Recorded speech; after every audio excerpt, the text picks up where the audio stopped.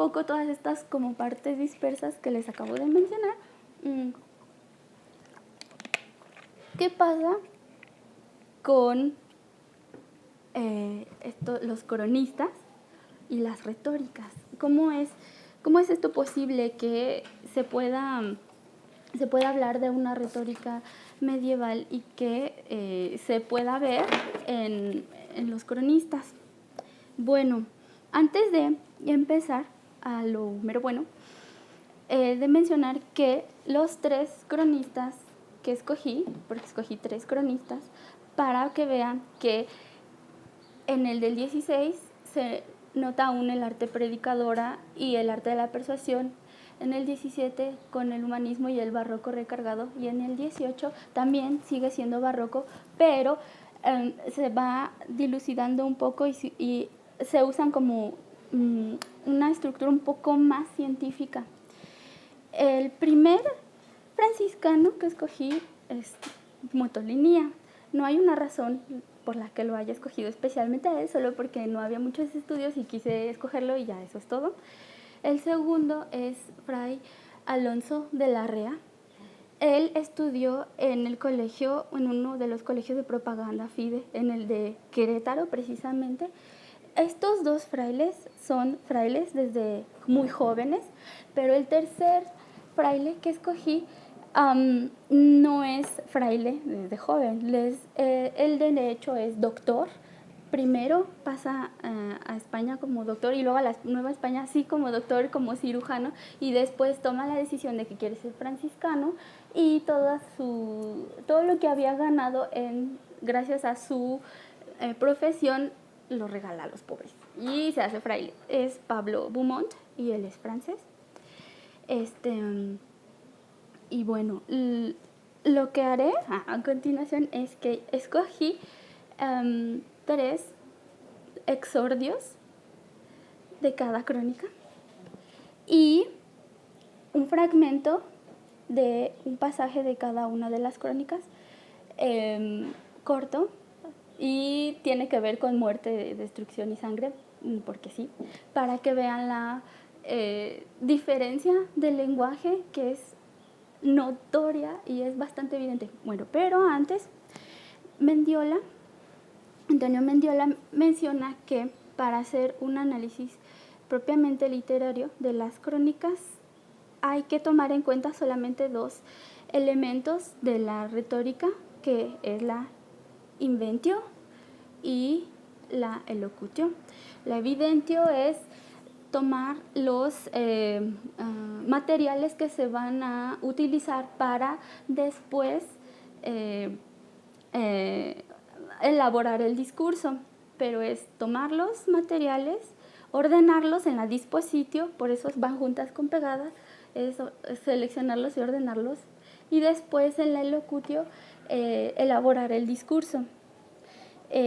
¿Cómo se logra este discurso en las crónicas? Como todos habrán dándose cuenta, las crónicas están divididas por capítulos. Esto no es de gratis, se supone que lo hacen porque quieren extender la narración lo más que se pueda, tratando de no agregar tanta información, porque de entrada, por ejemplo en el 16, no se podía sacar tanta, entonces había que alargarla sin agregarle más. Es por eso que Mendiola menciona que utilizan la amplificatio, el amplificatio, que es prolongar el discurso. Después, o sea, es prolongarlo y a la vez es ser reiterativos, hacer digresiones. Y con esto de las digresiones, en la retórica hay una parte del estilo llamada ordus naturalis y ordus artificialis.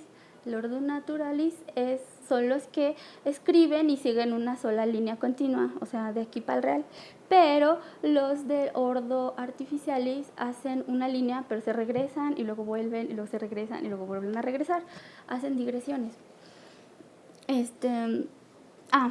Algo que no mencioné, el género narrativo por excelencia en la retórica es el género epidíctico. Él no es el demostrativo, ni es el judicial. El demostrativo no, y en el judicial tratan de convencer a alguien en un juicio o de que es inocente o de que no lo es. Y entonces el auditorio debe tomar una decisión con base a todas las exposiciones de argumentos, etcétera. Pero en el género epidíctico no es necesario hacer eso, es simplemente narrar, es simplemente describir y mostrar. Entonces el público no tiene que tomar ninguna postura, solo tiene que sentarse a ver y listo. Es por eso que este género es el de la narrativa por excelencia, y por eso se le privilegia en el siglo XVI el judicial, y el demostrativo los empiezan a quitar, porque en la Edad Media todavía se tenían en cuenta, pero ya para el 16 y de ahí en adelante ya no los toman en cuenta, solamente al epidíptico. Bueno, ahora procedo a leerles un fragmento de cada una de las crónicas. No va a ser largo, no se espanten, solo va a ser pequeño. Empezando con el exordio. Es historia de los indios de la Nueva España, en la cual Motolinía le escribe al rey y le da fe de lo que está pasando en la Nueva España, de cómo los están evangelizando, de que son unas buenas criaturas de Dios que solamente necesitan ir al camino de la rectitud y que lo están haciendo bien a pesar de que son idólatras, de que tienen un montón de creencias extrañas, etcétera. Él trata de defenderlos y a la vez, al final, de refutar lo que de las casas dice, de parar la evangelización. Y Motolinía dice que no es necesario, que no le haga caso a de las casas, que eso es mentira. En fin, entonces, exordio, llamar la atención primero del lector, es bastante peculiar en Motolinía, ya verán por qué. La paz del muy alto Señor Dios nuestro sea siempre con su ánima. Nuestro Redentor y Maestro Jesucristo en sus sermones formaba las materias, parábolas y ejemplos según la capacidad de los oyentes, a cuya intención digo que los caballeros cuerdos se deben preciar de lo que su Rey y Señor precia, porque lo contrario a hacer sería gran desatino, y de aquí es que cuando en la corte el emperador se precia de justador, todos los caballeros son justadores, y si el rey se inclina a ser cazador, todos los caballeros se dan a la caza, y el traje que el rey ama y se viste de aquel, se visten los cortesanos, y de aquí es que como nuestro verdadero Redentor se preció de la cruz, que todos los de su corte se preciaron más de la misma cruz que de otra cosa ninguna, como verdaderos cortesanos, y que entendían y conocían que en esto estaba su verdadera salvación, etcétera, etcétera. Sigue. ¿Qué podemos ver aquí?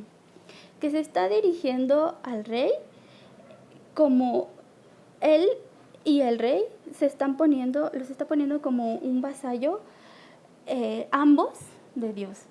¿Y cómo empieza? La paz del muy alto Señor Dios nuestro sea siempre con su ánima. Prácticamente está dando un sermón. Prácticamente es un sermón. Entonces, el lenguaje que usan es contundente y es bastante claro, pero para empezar a darle cuenta al rey, es así como de sí, tú, yo, vasallos de Dios, mira, ten en cuenta que lo que tú haces, los demás lo harán, así que ten en cuenta, como una especie de consejo, sí llamar la atención, pero suavecito, y después seguir con su objetivo. Este exordio en especial es bastante largo, no lo voy a leer, no se preocupen, pero tiene la particularidad de que sí llama su atención para después decirle, bueno, mira, lo que está pasando es lo siguiente, lo que pasa es esto con los chichimecas, esto con estas personas, etcétera. Y después de que termina toda esta introducción tan larga, empiezan los capítulos.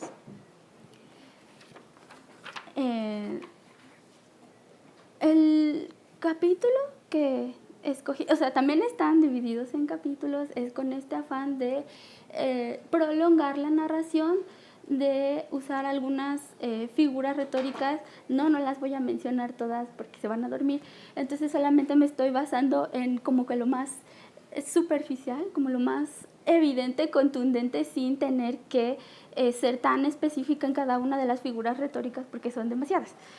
Entonces, posteriormente, el pasaje que escogí es el de los, que creo yo que todos lo conocen, el de los niños mártires de Tlaxcala. Ya todos saben, son 3 niños a los cuales asesinan por defender su fe. Entonces escogí un pedacito en donde matan a uno de los niños.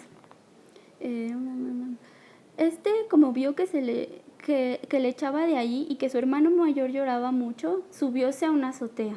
Y desde allí por una ventana vio como el cruel padre tomó por los cabellos a aquel hijo Cristóbal y le echó en el suelo dándole crueles coces, de los cuales fue maravilla no morir, porque el padre era un valentazo hombre, y así, porque yo esto escribo, lo conocí. Y como así no lo pudiese matar, tomó un palo grueso de encina y diole con él muchos golpes por todo el cuerpo hasta quebrantarle y molerle los brazos y piernas y las manos con que se defendía la cabeza, tanto que casi todo el cuerpo corría en sangre. Y no solo conforme con eso, lo quemó y luego lo volvió a apuñalar y luego le volvió a hacer más cosas.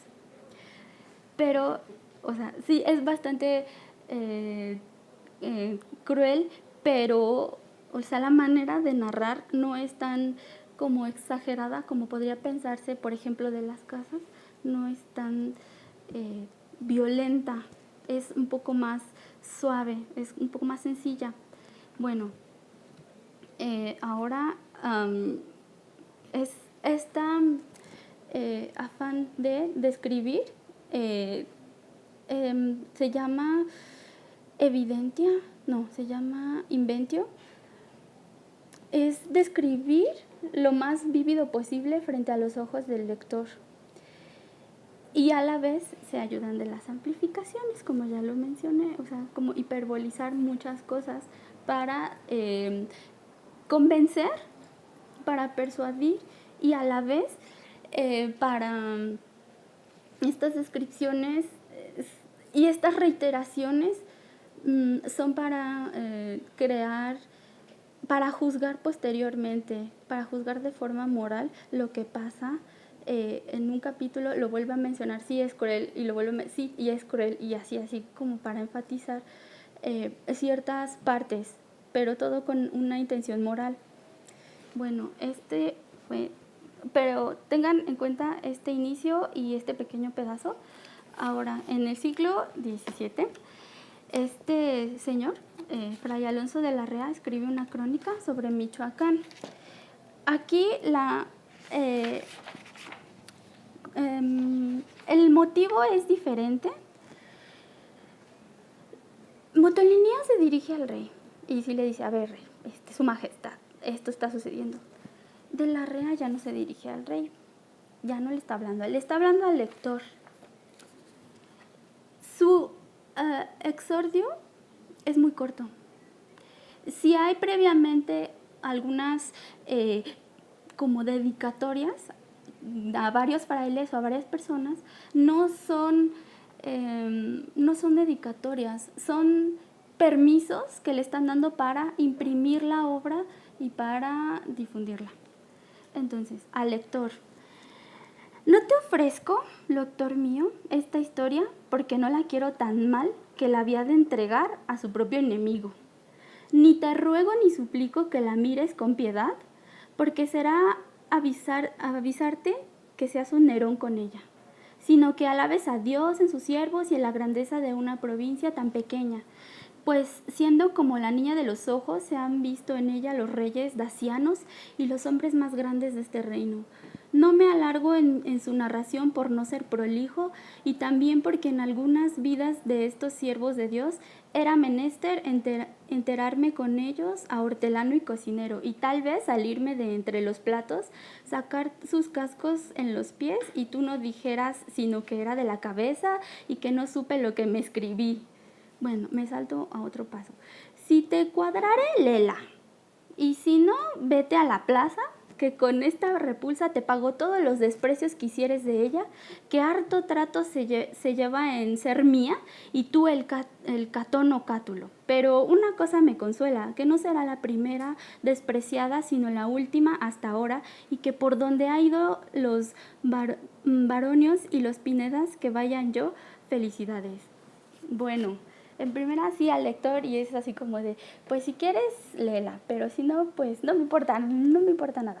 Pero el lenguaje es muy diferente, no es el lenguaje que está usando Motolinía, es... incluso se incluyen nombres de algunos pensadores clásicos muy característicos del barroco y del renacimiento, usar algunos conceptos o nombres de la antigüedad clásica, incluso usar palabras en latín. Ahora, el pequeño fragmento que utilicé para esto es sobre cómo se muere un fraile a manos de unos indígenas.